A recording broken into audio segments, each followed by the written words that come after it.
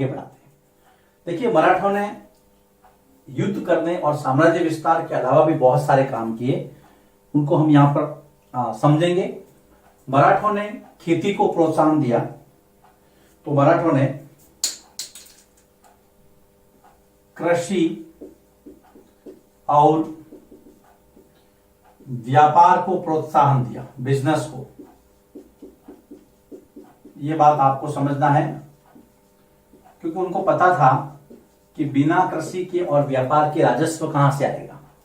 और उन्होंने 4 मुख्य केंद्र बनाए मराठा साम्राज्य के, जैसे उज्जैन, नागपुर, इंदौर और बड़ौदा। और चारों एक एक सरदार के नेतृत्व में आगे बढ़ा। उज्जैन सिंधिया के नेतृत्व में, नागपुर भोंसले के नेतृत्व में, इंदौर होलकर के नेतृत्व में और बड़ौदा गायकवाड़ के नेतृत्व में। 4 केंद्र, 4 नेता, यह आपको ध्यान में रखना है। इस समय वाणिज्यिक और सांस्कृतिक केंद्र भी स्थापित हुए। वाणिज्यिक का मतलब है व्यापार। वाणिज्यिक व सांस्कृतिक केंद्र विकसित हुए। अब कौन कौन से थे वो अभी समझते हैं हम इसको। कौन कौन से वाणिज्यिक केंद्र थे, कौन कौन से सांस्कृतिक केंद्र थे। चंदेरी, जो कि मध्य प्रदेश में है, मराठों के प्रयास से चंदेरी के जो रेशमी वस्त्र थे अब पुणे में बिकने लगे। ये व्यापार की प्रगति थी। चंदेरी के रेशमी वस्त्र, चंदेरी के रेशमी वस्त्र पुणे में बिकने लगे। इसका मतलब व्यापार फला फूला। और क्या क्या विकास हुआ देखिए। रेशमी वस्त्रों के अलावा दक्षिण में नागपुर और पुणे ये व्यापार के केंद्र थे मराठों के अधीन। दक्षिण में नागपुर और पुणे। तो अगर उत्तर और उत्तर पूर्व की अगर हम बात करें, उत्तर की बात करें, अगर मान लो कि वहां पर लखनऊ और इलाहाबाद, उत्तर में लखनऊ तथा इलाहाबाद व्यापारिक केंद्र बने। याद रखना, मराठों के काल में यहां पर व्यापार का प्रचार प्रसार और विस्तार हुआ, क्योंकि बिना व्यापार के साम्राज्य के अंदर पैसा कहां से आएगा। अब देखिए, मराठों की जब बात चलती है तो बाजीराव प्रथम का जिक्र जरूर आता है, 1720 से 1740। ये ध्यान रखने योग्य बात है। बाजीराव प्रथम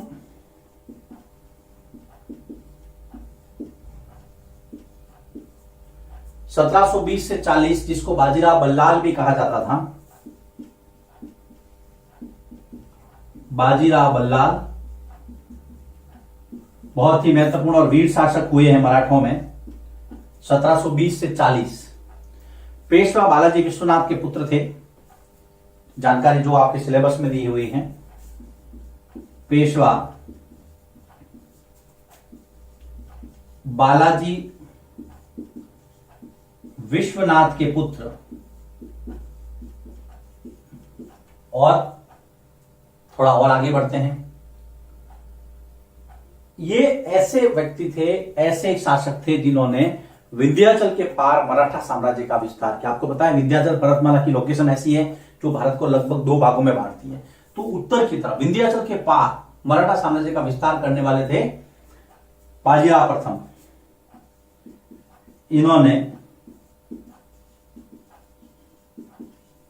विंध्याचल के पार मराठा साम्राज्य का विस्तार किया। मराठा साम्राज्य का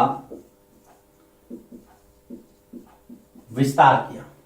और क्या, कौन कौन से वो क्षेत्र थे जहां पे इनका विस्तार हुआ, सेनाएं जो हैं आगे बढ़ी, मालवा मध्य प्रदेश, बुंदेलखंड गुजरात, है ना, मालवा, बुंदेलखंड, गुजरात, उसके अलावा पुर्तगालियों के साथ युद्ध किए बाजीराव प्रथम ने। तो ये बाजीराव प्रथम के बारे में जानकारी दी हुई है। अब देखिए आगे चलते हैं। अब हम बात करते हैं जाटों की, लेकिन उसके पहले थोड़ा इसको समझ लेते हैं जो जो हमने पढ़ा है। मराठों को हमने आगे बढ़ाया कि मराठों ने खेती और व्यापार को प्रोत्साहन दिया। मराठा साम्राज्य 4 भागों में 4 नेताओं के नेतृत्व में आगे बढ़ा। उज्जैन में सिंधिया थे, नागपुर में भोसले, इंदौर में होलकर और वडोदरा में गायकवाड़। चारों किताब में 2 ही दिए हैं, ये इंदौर और उज्जैन, लेकिन 4 भाग थे। राजधानी इनकी पुणे थी। मराठा साम्राज्य की राजधानी इन्होंने बनाई थी, वो बनाई थी पुणे, याद रखना। लिख सकते हैं राजधानी कहां थी इनकी, मराठा साम्राज्य की राजधानी पुणे थी और 4 जगहों से संचालित होता था। और पेशवा जो है वो प्रधानमंत्री के रूप में मुख्य शासक थे। वाणिज्यिक और सांस्कृतिक केंद्र विकसित हुए इनके काल में। एग्जाम्पल दिया, चंदेरी के रेशमी वस्त्र पुणे में बिकने लगे, तो दक्षिण में नागपुर और पुणे, उत्तर में लखनऊ और इलाहाबाद जैसे व्यापारिक और सांस्कृतिक केंद्र स्थापित हुए। फिर एक शासक बाजीराव प्रथम का, बाजीराव बल्लाल का विवरण दिया 1720 से 40। पेशवा बालाजी विश्वनाथ के पुत्र थे जिन्होंने विंध्याचल पर्वतमाला के पार अपने साम्राज्य का विस्तार किया। यह मालवा, बुंदेलखंड, गुजरात और पुर्तगालियों का यहां पर जिक्र किया हुआ है। यह है मराठों के जो टॉपिक बाकी था इस चैप्टर का, वो अब हम आगे बढ़ते हैं। और इस चैप्टर का जो समापन होगा वो होगा जाट महाशक्ति के साथ। उस समय जाटों की क्या स्थिति थी, उन्होंने किस प्रकार से मुगलों का प्रतिरोध किया और खुद को स्वतंत्र रखा। हम पढ़ रहे हैं 18वीं शताब्दी के नए राजनीतिक गठन, क्या क्या चेंजेस हुए थे। लिखिए इसको, फिर हम आगे बढ़ते हैं। मराठों के बाद में अब हम बात करते हैं जाट साम्राज्य की। देखिए बेटा, जाट साम्राज्य जो है वो शुरुआत हुई थी इसकी गोकुल के नेतृत्व में। जाट साम्राज्य की शुरुआत हुई थी गोकुल के नेतृत्व में, लेकिन इसका जो विस्तार हुआ 17वीं और 18वीं शताब्दी में। 17वीं और 18वीं शताब्दी में जाट नेता चूड़ामन, 17वीं 18वीं सदी में जाट नेता चूड़ामन, हाँ 17वीं और 18वीं शताब्दी में जाट नेता चूड़ामन ने दिल्ली के पश्चिमी इलाके पर कब्जा करके अपना प्रभुत्व स्थापित किया। चूड़ामन ने पश्चिमी दिल्ली या दिल्ली के पश्चिमी इलाके, पश्चिमी दिल्ली पर प्रभुत्व स्थापित किया।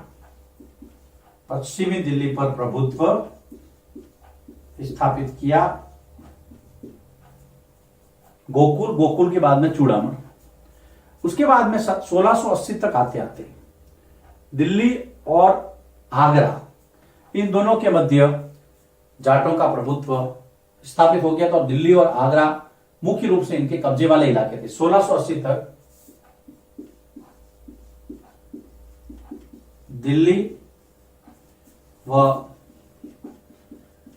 आगरा के मध्य इनका प्रभुत्व स्थापित हो गया, इनका अधिकार हो गया और ये वहां के एक बहुत बड़ी शक्ति के रूप में उभरे। उसके बाद में थोड़ा और आगे बढ़े तो पानीपत है, वल्लभगढ़ है, ये समृद्ध कर सकते थे। तो पानीपत, वल्लभगढ़ वगैरह इनके जो व्यापारिक केंद्र के रूप में आगे बढ़े। जाट कौन थे? जाट समृद्ध कृषक थे। आज भी जाटों का जो मूल व्यवसाय है वो किसान है, कृषक परिवारों से आते हैं, लेकिन बहुत समृद्ध है। तो ये समृद्ध कृषक थे। पानीपत,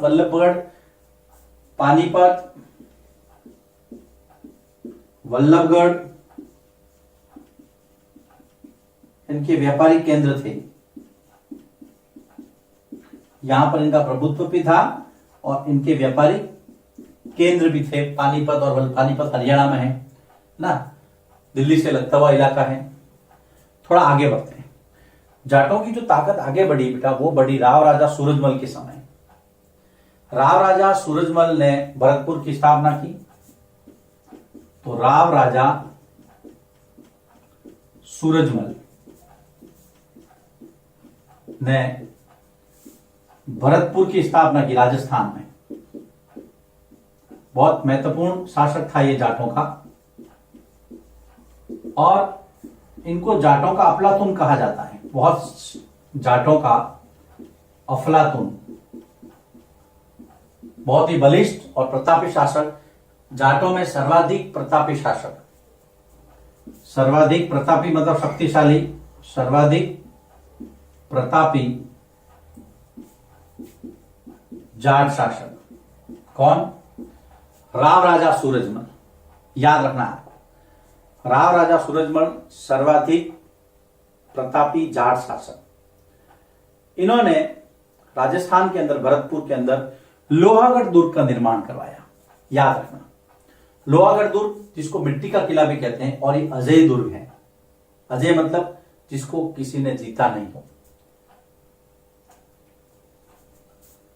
भरतपुर में लोहागढ़ दुर्ग का निर्माण करवाया। लोहागढ़ दुर्ग का निर्माण करवाया, जिसको मिट्टी का किला भी कहते हैं, लेकिन ये अजय दुर्ग है, इसको कोई आज तक जीत नहीं सका है। ये अजय दुर्ग है। दुर्ग का मतलब किला, अजय मतलब जिसको कोई जीता नहीं। 1739 में जब नादिर शाह का आक्रमण हुआ था, तो बहुत सारे लोगों ने भरतपुर के किले में शरण ली थी। भरतपुर का जो किला है वो पारंपरिक शैली में बना हुआ है। 1739 में नादिर शाह के आक्रमण के समय, नादिर शाह के आक्रमण के समय अनेक लोगों ने यहां शरण ली थी। ये ध्यान में रखना है। अब हम भरतपुर के अंदर कुछ और बात करते हैं। भरतपुर का जो किला है वो पारंपरिक शैली में बना है। भरतपुर का किला पारंपरिक शैली में बना है, याद रखना।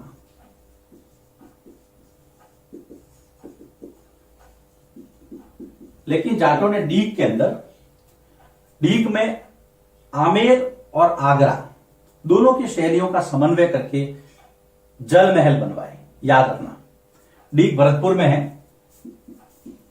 डीग कहीं दीग भी आता है, डीग और दीग एक ही है। डीग में जल महल अर्थात फव्वारों की नगरी कहा जाता है। जाटों ने डीग में जल महल बनवाए, जिसमें इन्होंने आमेर अर्थात अंबर अर्थात जयपुर और आगरा शैली का समन्वय। इसमें आमेर व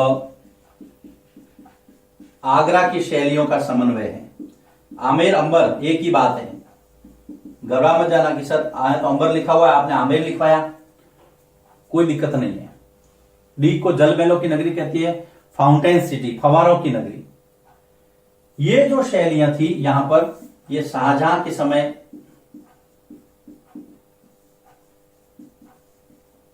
ये शाहजहां के समय शुरू हुई थी। और शाहजहां का जो काल है वो स्थापत्य के अंदर, मुगलों के अंदर बहुत सबसे बेहतरीन माना जाता है।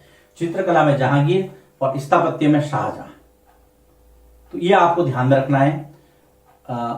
जाटों के बारे में ये चीजें यहां पर बताई गई हैं। देखिए क्या क्या था, वापिस हम देखते हैं इसको। जाट साम्राज्य गोकुल के नेतृत्व में स्थापित हुआ। 17वीं 18वीं शताब्दी में जाट नेता चूड़ामण ने पश्चिमी दिल्ली पर प्रभुत्व स्थापित किया। 1680 तक आते आते आगरा और दिल्ली के मध्य इनका प्रभुत्व स्थापित हो गया। जाट मूलतः समृद्ध कृषक थे, आज भी व्यापार इनका मुख्य पेशा है। पानीपत और वल्लभगढ़ जैसे इनके केंद्र बन गए, जिसमें व्यापार भी होता था। यहां पर इनका प्रभुत्व भी था। सबसे इंपॉर्टेंट है भरतपुर के राव राजा सूरजमल, जिनको जाटों का अफलातून कहा जाता है, सबसे प्रतापी शासक थे। इन्होंने लोहागढ़ दुर्ग का निर्माण कराया भरतपुर में, जिसको मिट्टी का किला भी कहा जाता है। और ये अजय दुर्ग है। 1739 में जब नादिर शाह ने आक्रमण किया था तो काफी लोगों ने यहाँ शरण ली थी।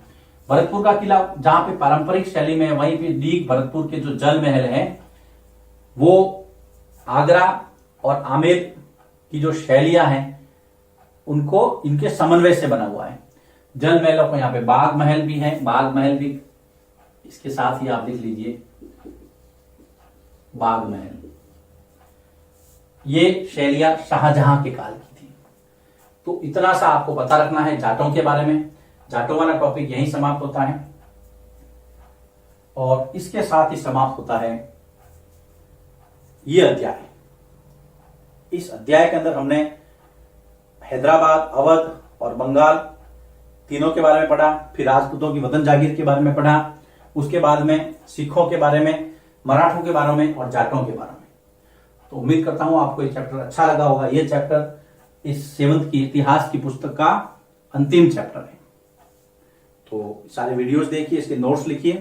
कहीं कोई कंफ्यूजन नहीं है, फिर भी आपको लगता है कि यहाँ कंफ्यूजन है तो आप व्हाट्सएप या टेलीग्राम पर मुझे मैसेज कर सकते हैं या कॉल करके मुझे बता सकते हैं।